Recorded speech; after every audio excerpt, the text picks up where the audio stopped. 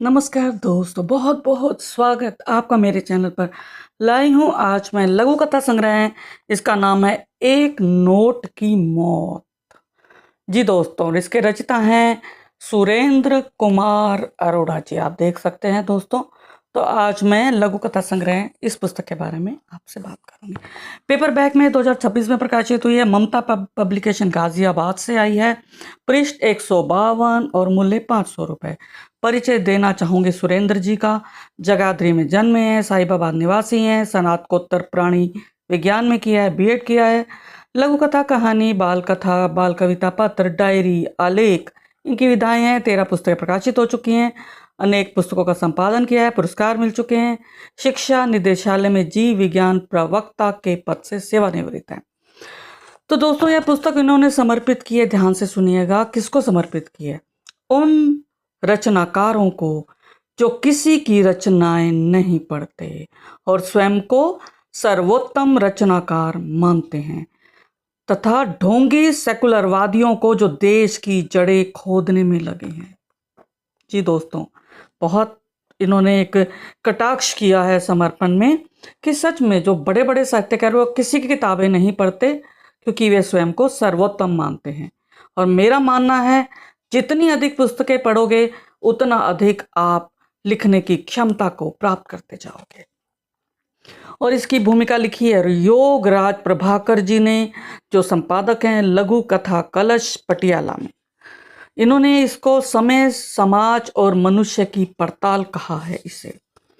तो देखते हैं दोस्तों, उसके बाद ये योगराज जी ने इनके बारे में क्या कहा है। इस पुस्तक के बारे में इन्होंने कहा है कि संग्रह की रचनात्मक यात्रा में कुछ ऐसे बिंदु दिखाई देते हैं जहां लेखक की संवेदना और कथ्य की स्पष्टता कभी कभी लघु कथा के स्वाभाविक अनुशासन से आगे निकल जाती है।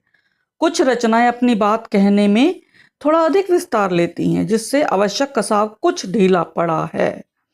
लेकिन इसके बावजूद यह संग्रह लेखक की सामाजिक चेतना, अनुभव, प्रतिबद्धता का प्रमाण है। तो ऐसा इन्होंने लिखा। उसके पश्चात आत्मकथ्य में सुरेंद्र जी ने क्या कहा अपनी इस पुस्तक के बारे में, दोस्तों देखते हैं उन्होंने क्या कहा।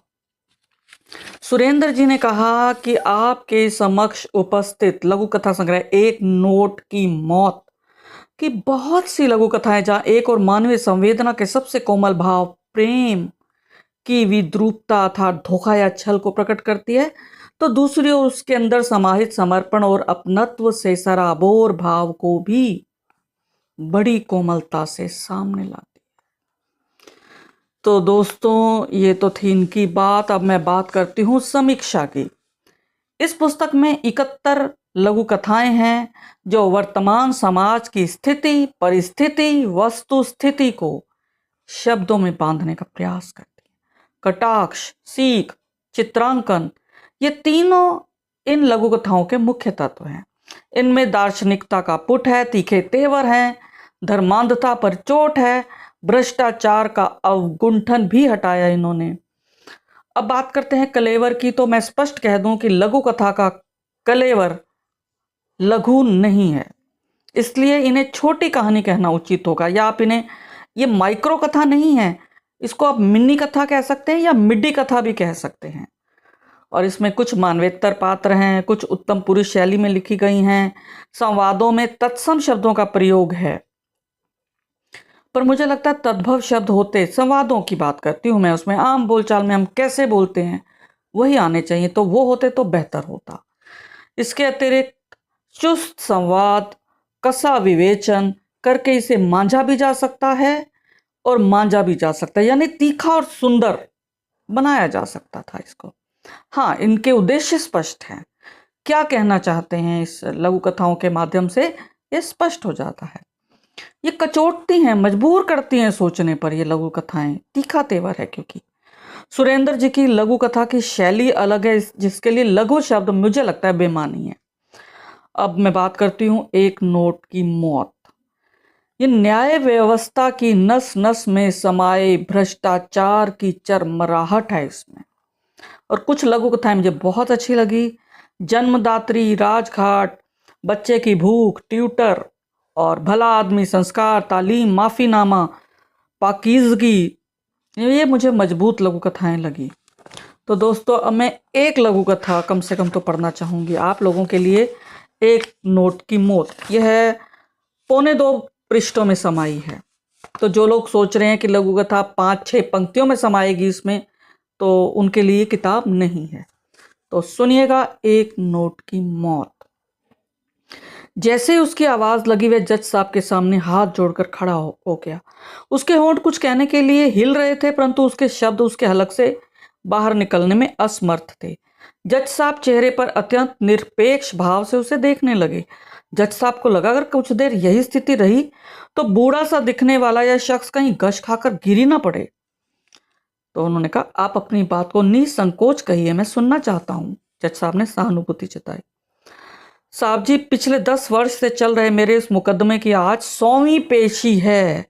यदि आप इसकी मोटी हो चुकी फाइल में शुरू के कुछ पन्नों पर ही अपनी पारखी दृष्टि दौड़ा लेंगे तो मात्र आधा घंटे में ही आपको वास्तविकता का आभास हो जाएगा और आप आज ही इसका फैसला भी सुना देंगे। उसने अपनी बात कहने की हिम्मत जुटा ली। उसका कथन अभी पूरा ही नहीं हुआ था कि विरोधी वकील बोल पड़ा, साहब जी ये सज्जन कोर्ट में इमोशनल कार्ड खेल रहे हैं, इनसे कहिए तथ्यों पर बात करें, बिना वजह कोर्ट का समय नष्ट ना करें। जज साहब की स्थिर मुद्रा में कोई हलचल नहीं। वे फिर उसको उसी लय में देखते रहे। साहब जी, मेरा आग्रह है मात्र इतना है कि इस पर मुझे डेट ना देकर डिसीजन देने की कृपा करें। मैं शाम तक प्रतीक्षा करने को तैयार हूं। जज साहब ने गंभीर मुद्रा अपनाते हुए कलम उठाई, फाइल पर एक नई डेट लिखकर फाइल पेशकार की ओर सरका दी। हमेशा की तरह वह पेशकार की ओर मुड़ गया। पेशकार एक कन्या थी। तो क्या कहती है देखिए, अंकल आप तो शायद लेखक भी हैं। हाँ बेटा, पर तुम्हें कैसे पता? मैंने सोशल मीडिया पर आपकी कहानियां पढ़ी हैं, बहुत अच्छी होती हैं। कन्या पेशकार ने उनका उत्साह बढ़ाया। क्या आपने सभी को पढ़ा है या किसी खास कहानी की बात कर रही हैं? उसने पूछ ही लिया। अंकल सब तो याद नहीं, लेकिन चपरासी वाली वो कहानी जिसमें आपका एमए पास बेरोजगार नायक मास्टर की जगह कचहरी का एक चपरासी बनना पसंद करता है और उसी के बल पर जिंदगी के सारे सुख उसके नसीब में आ जाते हैं, वो कहानी मुझे बहुत अच्छी लगी। तो पेशकार लड़की ने कहा। उसे लगा उसका लेखन सफल हो रहा है। वो गदगद हो गया। फिर चुप। फिर लड़की ने क्या बोला, सोच क्या रहे हैं, यहां दस्तखत करके जल्दी से मेरी फीस दे दीजिए। इस बार जज साहब ने आपकी सेहत का ध्यान रखते हुए आप पर विशेष अनुकंपा की है और अगली डेट 3 महीने बाद की दी है। तब तक गर्मियां कम हो जाएंगी और आपको कोर्ट आने में आसानी रहेगी। पेशकार की भूमिका में लड़की बोली। अपने कथन के साथ पेशकार लड़की मुस्कुरा रही थी और उसका हाथ जेब में पड़े हुए नोट की तड़प को शांत करने के लिए जेब में जा चुका था। तो दोस्तों आपने देखा, बहुत ही गहरी लघु कथा है ये, कि सच में लेखक हो चाहे कोई हो, सबको अपने पैसों से मतलब है। संवेदना शून्य हो चुका है ये समाज, और जहां समाज पथभ्रष्ट हो जाता है, संवेदना शून्य हो जाता है, वहां साहित्यकार जागता है, वह दिशा दिखाता है साहित्यकार। तो धन्यवाद दोस्तों, फिर मिलेंगे। आपको ये समीक्षा कैसी लगती है और पुरानी समीक्षाएं भी देखिए। मेरे चैनल पर आपको ढेर सारा सब कुछ मिलेगा, कविताएं, लघु कथाओं का पाठ मिलेगा, पुस्तक विमोचन की खबरें मिलेंगी, व्लॉग्स मिलेंगे, साहित्य से जुड़ा सब कुछ मिलेगा आपको। तो फिर मिलेंगे अगली कड़ी के साथ। तब तक आप मुझे आज्ञा दें। धन्यवाद दोस्तों, आपके कमेंट्स का मुझे इंतज़ार है।